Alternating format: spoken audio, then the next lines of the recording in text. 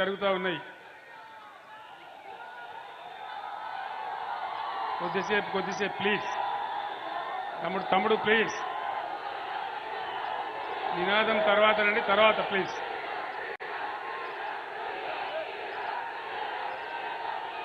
ఇప్పుడు మనకు పార్లమెంట్ ఎన్నికలు జరుగుతూ ఉన్నాయి. ఈ ఎన్నికలలో 3 పార్టీలు ప్రధానంగా పోటీ చేస్తూ ఉన్నాయి. అందులో ఒకటి బీజేపీ, 2 కాంగ్రెస్, 3 బీఆర్ఎస్.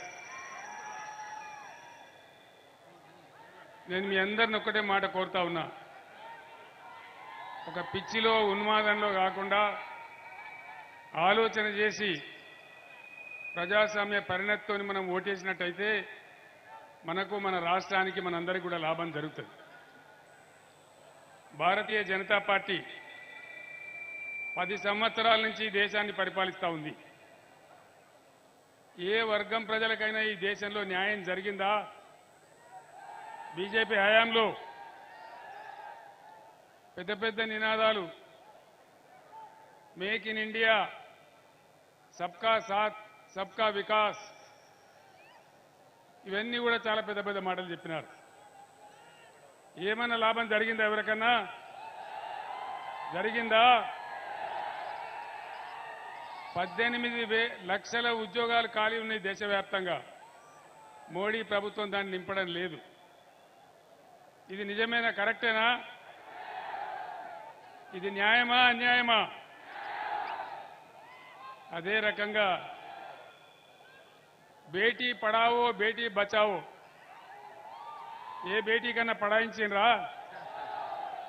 ఏ బేటీనన్నా బచాయించిండ్రా? మొత్తం ఎక్కడ చూసినా మహిళల మీద దౌర్జన్యాలు జరుగుతూ ఉన్నాయి బీజేపీ పాలిత రాష్ట్రాలలో. దేశవ్యాప్తంగా వార్తలు చూస్తే కళ్ళలో నీళ్ళొచ్చే పరిస్థితి ఉంది. మహిళల మీద రోజు దాడులే, దళిత మహిళల మీద, పేద మహిళల మీద. అదేవిధంగా మన భారతదేశ రూపాయి విలువ ఎంత ఇయ్యాలా?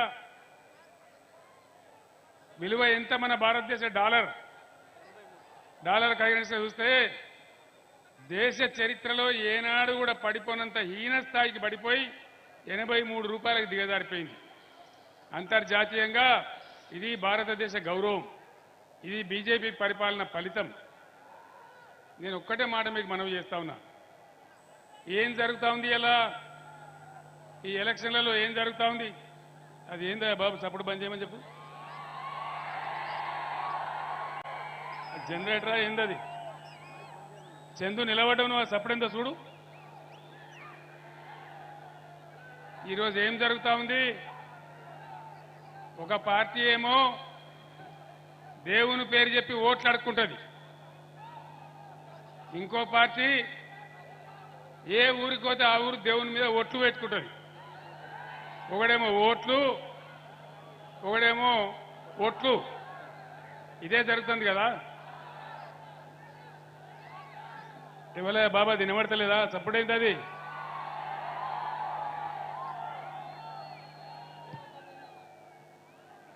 చందు ఏందా నువ్వు నిలబడుతున్నావు? ఆ చప్పుడు బంద్ చెప్పి. ఒక పార్టీ ఏమో దేవుని పేరు చెప్పి ఓట్లు, ఇంకో పార్టీ ఏమో దేవుని మీద ఓట్లు. అంతేనా? నేను ఒక్క మాట మీ బిడ్డగా మీ అందరికీ కూడా మనవి చేస్తా ఉన్నా. అద్భుతమైనటువంటి యాదాద్రి దేవాలయం మనం నిర్మాణం చేసుకున్నాం. అద్భుతంగా చేసుకున్నాం. ఎన్నడన్నా యాదాద్రి దేవాలయాన్ని, యాదగిరి గుట్టను మనం ఓట్ల కోసం వాడుకున్నామా? ఇగో ఇది తేడా. ఈ 2 పార్టీల నాటకాలు భువనగిరిలో చాలా పెద్దగా వినాలి. ఒకడొస్తాడు బీఆర్ఎస్ బీజేపీకి బీ టీం అని కూడా అంటాడు. వీడు వాడిని అంటాడు, వాడు వీడిని అంటాడు. కానీ భువనగిరిలో జరిగింది ఏందండి? భువనగిరిలో బీజేపీ కాంగ్రెస్ 2 మిలాఖత్ అయిపోయి మున్సిపల్ బీఆర్ఎస్ చైర్మన్ దించేసి కాంగ్రెస్ వాడు చైర్మన్, బీజేపీ వాడు వైస్ చైర్మన్. ఈ మాట నిజమేనా? మరి ఎవనికి బి టీం? ఇలా మోడీ ప్రభుత్వ హయాంలో రూపాయి విలువ పడిపోయింది, మహిళలకు రక్షణ లేదు, నిరుద్యోగం పెరిగిపోయింది, దేశంలో పేదరికం పెరిగిపోతా ఉంది, అనేక సమస్యలుంటే అది ఏం లేదు, అక్షంతలు కలపాలి, తీర్థం పుచ్చుకోవాలి, పులిహోర ప్రసాదం తినాలి, ఊరేగింపులు తీయాలి. అంతేనా? ఈ అక్షింతలు, ఈ పులిహోర, ఈ తీర్థాలు, ఈ కాషాయ జెండాల ఊరేగింపు మన కడుపు నింపుతుందా? మన పొలాలకు నీళ్లు తెస్తుందా? ఇదే నరేంద్ర మోడీ ఏం చేసిండు? కేసీఆర్, నువ్వు తెలంగాణలో ప్రతి బోరుకు మీటర్ పెట్టాలి, పెట్టకపోతే నిన్ను దించేస్తా, నిన్ను వడగొడతా, నీ ఎమ్మెల్యేలను కొంటా, నీ రాష్ట్రానికి వచ్చే 25,000 కోట్ల రూపాయలు ఇయ్యా. ఇది బీజేపీ దందా. నేను అసెంబ్లీలో మాట్లాడలేదా? మీరు చూడలేదా? నేను చెప్పిన నరేంద్ర మోడీ గారు, నా తలకాయ దిగిపడ్డా సరే నా రాష్ట్రంలో ప్రజలకు కరెంటు కావాలి, నేను మీటర్లు పెట్టా అని చెప్పిన. నేను ఇప్పుడు ఇక్కడ ఒకవేళ బీజేపీ కోటేస్తే ఏమంటారు? మేము రైతుల మోటార్లకు మీటర్లు పెట్టమనంగా కూడా మాకే ఓటేసిండ్రు, అందుకే తెల్లారి నుంచే మీటర్లు పెడతామంటారు. అందుకే రైతాంగం ఆలోచన చేయాలి. బీజేపీ హయాంలో తెలంగాణకు ఒక్క నవోదయ విద్యా పాఠశాల ఇయ్యలే, ఒక్క